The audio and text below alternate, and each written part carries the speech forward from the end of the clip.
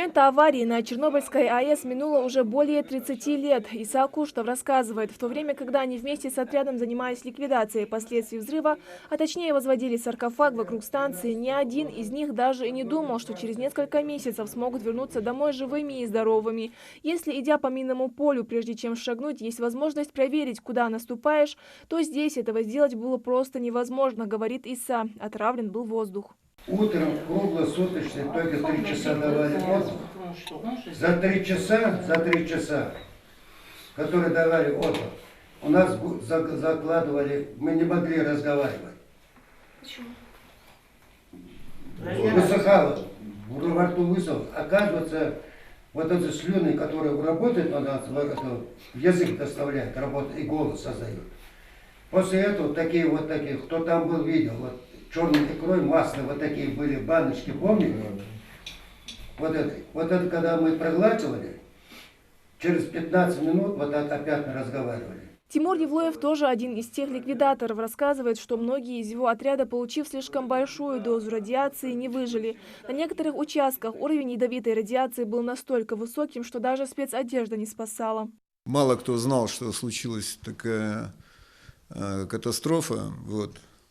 И по прибытию туда, стоит заметить, что я был офицером. Вот. За мной был закреплен взвод, вот, где непосредственно я по туннелям поднимал ребят, которые непосредственно на крыше поднимались в скафандрах и в капсуле на Чернобыльской станции, вот, который он говорил, как он... При возведении стен там надо было сначала эти стержни скинуть вот с крыши, вот, и этих ребят направляли мы. Сегодня дань памяти отдают и тем, кого нет рядом. Вдовам погибших чернобыльцев в этот день местные власти решили оказать материальную поддержку. Назранский район, Албакова.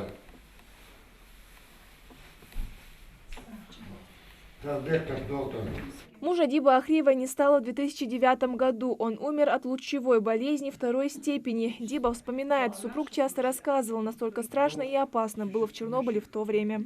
Постоянно ходить в каких-то вот недышащих масках, постоянно питаться тем неизвестно чем, и не знать, что будет впоследствии после этого питания и нахождения в этой зоне. Взрыв произошел в ночь на 26 апреля. Он был настолько мощным, что даже разрушил специальные барьеры, выстроенные для защиты окружающей среды от радиационного излучения. Выброс продуктов ядерного топлива продолжался в течение 10 дней. В результате аварии излучению подверглись 17 стран Европы. В зону риска также попали и 14 регионов России. Незагрязненной осталось лишь южное полушарие Земли. Последствия аварии оказались настолько губительными, что даже спустя столько времени ситуация остается тяжелой.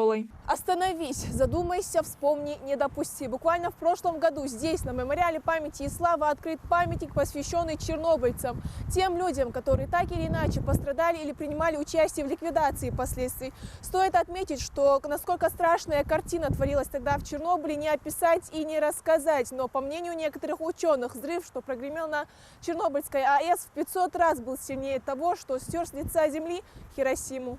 Возложить цветы и почтить память погибших, памятнику чернобыльцам на мемориале собрались все члены регионального союза «Чернобыль». Это катастрофа не одной страны, она мировая, отмечают здесь. А представители МЧС республики за мужество и отвагу, проявленную во время ликвидации и последствий аварии, чернобыльцев наградили медалями. За мужество самоотверженно при ликвидации последствий аварии на Чернобыльской АЭС с поощрением благодарностью Халухоева Абуидита Магомедовича.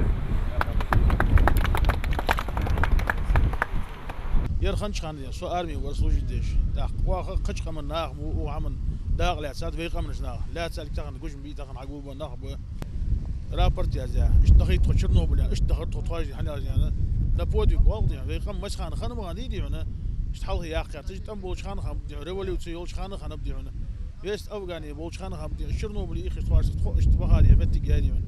По прогнозу некоторых исследователей, последствия взрыва полностью будут ликвидированы лишь в 2065 году. Но в их сердцах воспоминания о Чернобыле будут живы всегда. Индира Манкива, Магомед Урусханов, Новости 24.